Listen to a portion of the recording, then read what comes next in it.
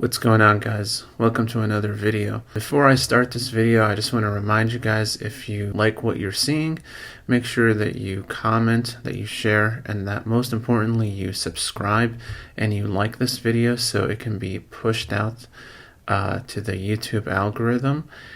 I'm really trying to make this YouTube channel grow in order for me to make more money from it. And if Lord willing that this becomes my full-time gig, then that's how it's going to be. So make sure you do that. But anyways, for today's video, we are going to talk about the best places for introverts to make friends at. For those of you who don't know what an introvert is someone who usually likes more alone time as opposed to interacting with others. It doesn't mean that introverts don't like to interact with others under any circumstances, but it does mean that introverts tend to prefer, on average, more solitude as opposed to extroverts, who tend to prefer more interactions with other people. So that's kind of like the basic, in a nutshell, definition of an introvert. So let's get into it. The first place for you to meet other people at as an introvert is a bookstore or a library. A lot of introverts like reading, and bookstores and libraries tend to be places where there are books and there are other book lovers. And those are the places where you can have an easier time interacting with others, talking about something that you like to do, such as reading and thinking. And it's going to make it more easier to get to know others and talk about something that you both have in common. So that's one of the first places I would go to as an introvert to meet other people. Number 2 is church or religious temple. The thing about churches and religious temples in general is that there's a very high emphasis on community, building community, getting to know others, socializing with them, sharing your intimate details with them. So that kind of environment facilitates intimacy, which is what introverts tend to prefer. They don't want to focus too much on surface level, small talk kind of stuff. So a church or a religious temple is going to give you access to more people so you can talk to, and you guys all share the same thing, namely your belief system. Number 3 is a special interest group for hobbies, for example. So a group where you are gathering with others because you guys have the same hobbies, you guys have the same interests.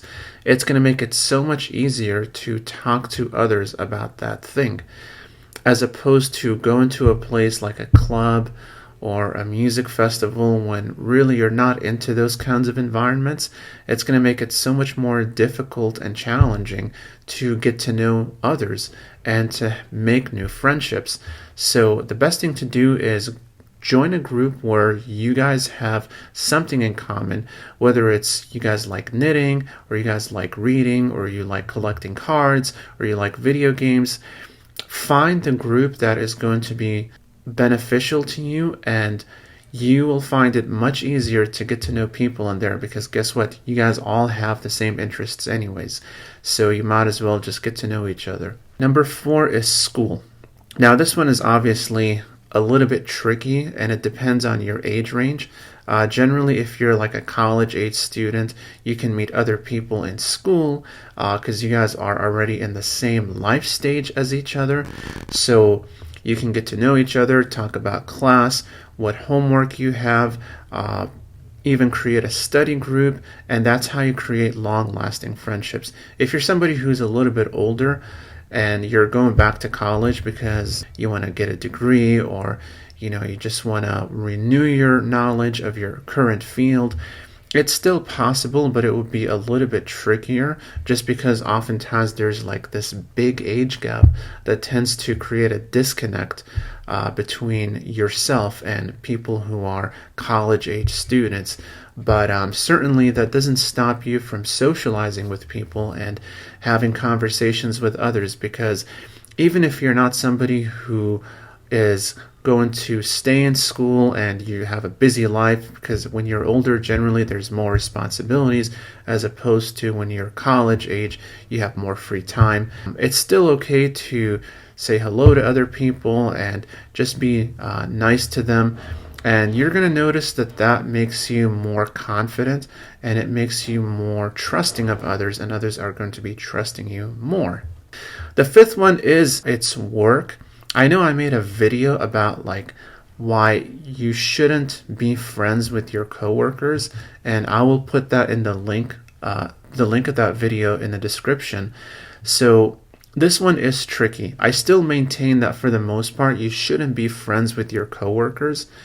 However, I still think that it's important for you to be somewhat social with them, to be on good terms with them, and you never know who you're going to meet. You know, there's always going to be the exceptional person where you guys really hit it off and connect with each other over a long period of time. So I have former coworkers who are my friends right now. But generally, I don't make friends with coworkers just because of the nature of work.